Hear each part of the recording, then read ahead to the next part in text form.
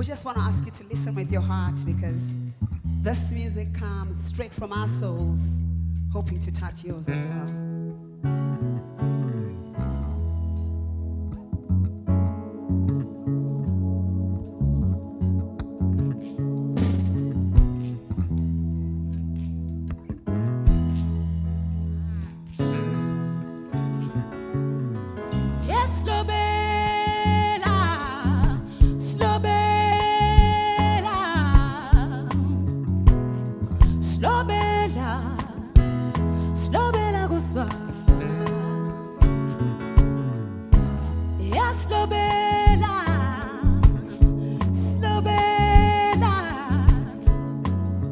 My name is Dudu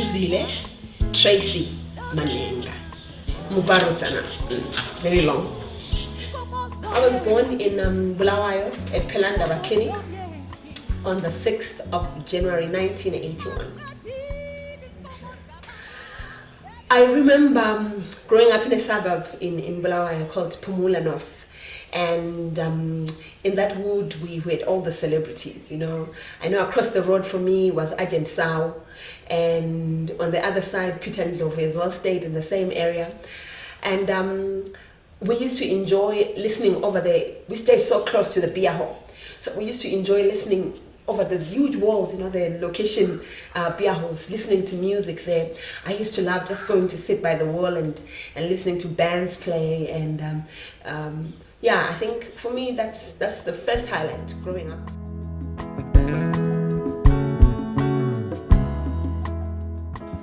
My decision to venture into the arts was taken very badly by most, because I grew up mainly with the maternal side of my family. Because you see, the struggle was I was a very good academic student, straight A's at all times, and for me they were thinking, we've got better plans for you. And I know at some point I really wanted to be a lawyer, because I was being steered in that direction. We had a magistrate in the family, one of my mother's young sisters. She's late now. She was a magistrate, and she was showing me all the options, and I thought I liked it. Being a lawyer. At some point I was steered in the direction of being a nurse, because everybody thought I was so homely and caring. But I think one of the things that worked to my advantage, now that I look at it, is when my parents split up. My mom made a deal with me that if you want to do this arts thing, you have to promise me that your grades stay the same. And my dad, who had now divorced with my mom, said, well, you know what, you've just sent our daughter to die. She's going to die of AIDS because in this arts thing, blah, blah, blah. And so now I look at it, I look at the divorce as, you know, kind of a blessing in disguise on my part, because I'm sure if we had been with my dad, he was going to put his foot down and not have me do it. So, yeah, mixed feelings. But I used to be dropped off like a parcel at home. The guys that came to pick me up, the band that first band I performed with, they would come pick me up from my mom. Hello, mama, and they would have a chat for a little bit, come and bring me back themselves. And the deal was nobody else was supposed to come and drop me except for the guys that I worked with. So it made it easier, and I think I've always been a child who was worth trusting as well. Because if I say to my mom, I'm coming home at 6, I'll be there at 6. So I think she trusted me.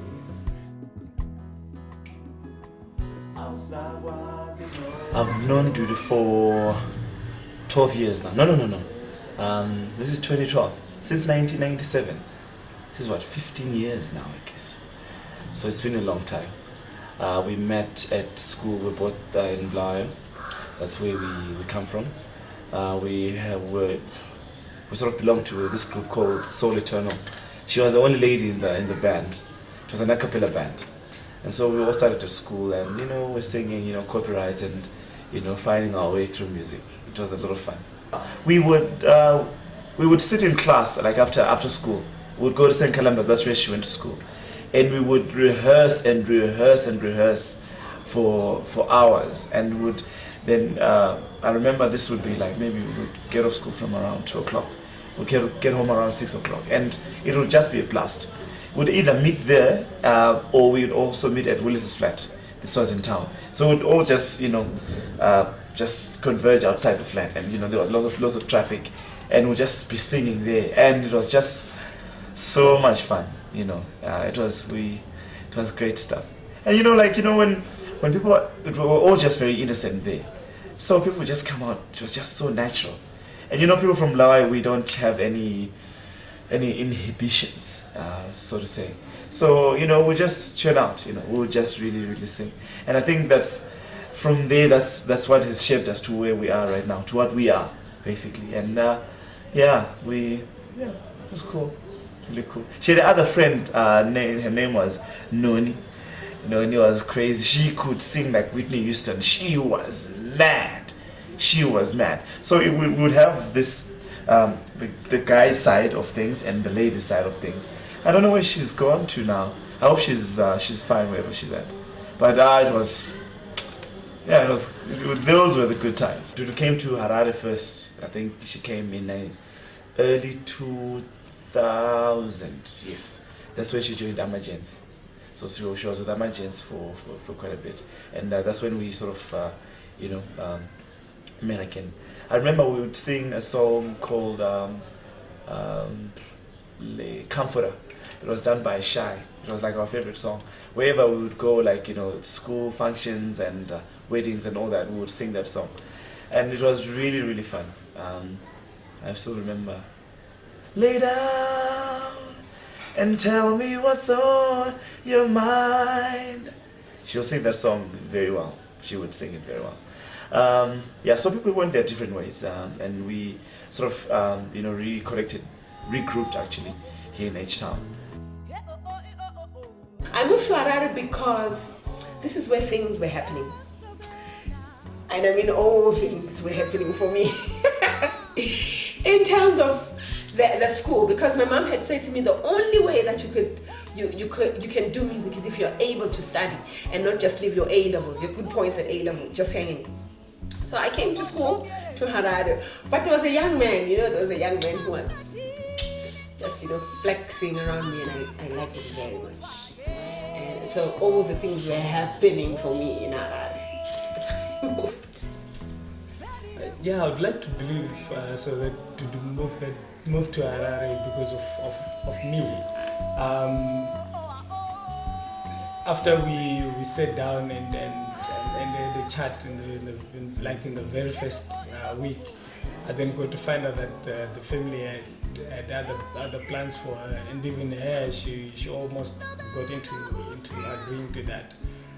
She wanted to take up nursing, but then when she came down to Harare, when we met, and then we started planning about the other side of her life, which was the art side, and then she found it more amusing and interesting to be this side and take up the challenge to be in the music circle in Harare. So, and finally it happened that way.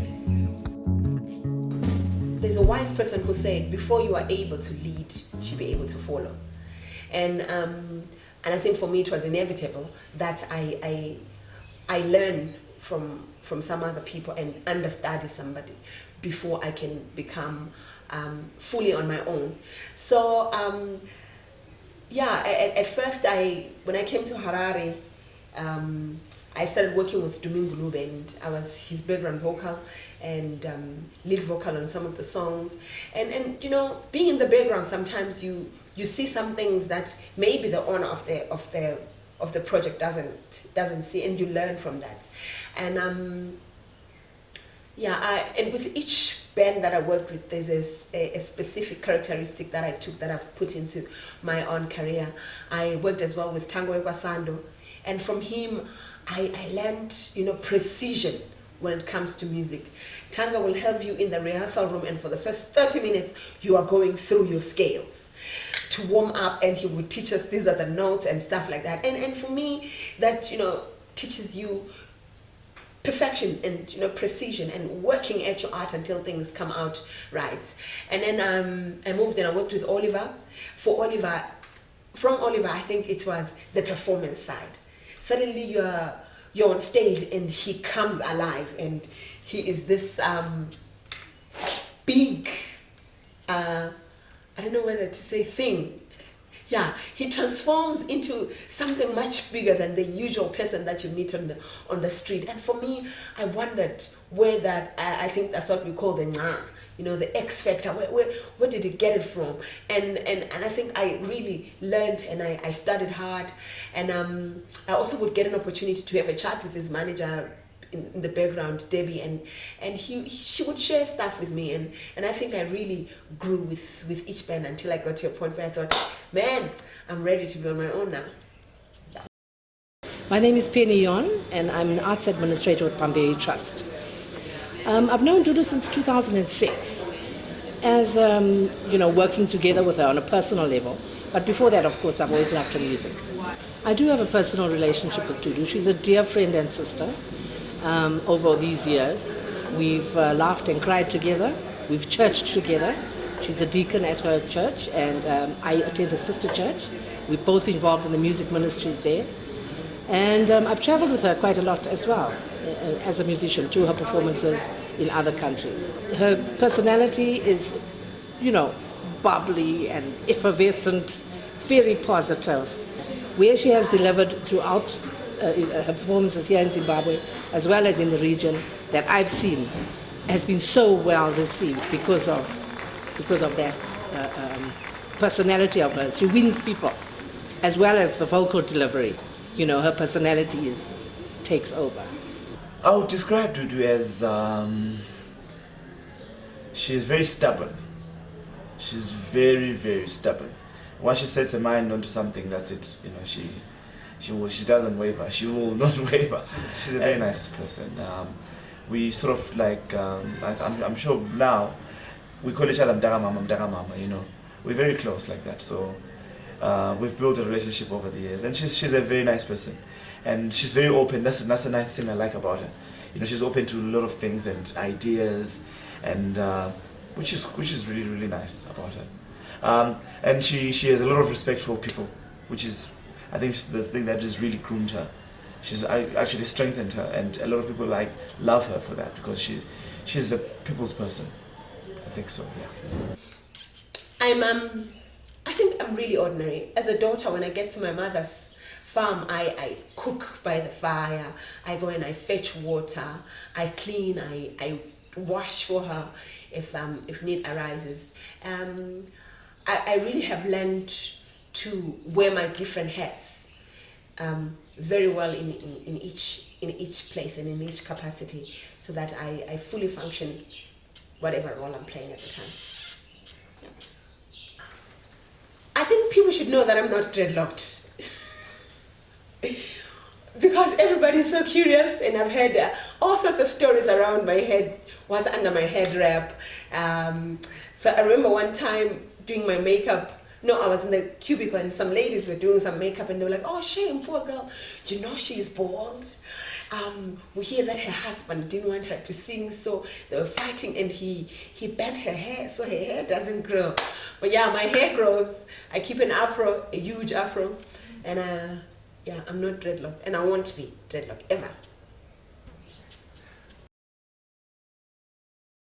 Well, I think before I came to know her, she was already very well organized. The quality of music that they were producing already back then was very good already. The journey that I've seen her since I've known her since 2006 has been quite amazing.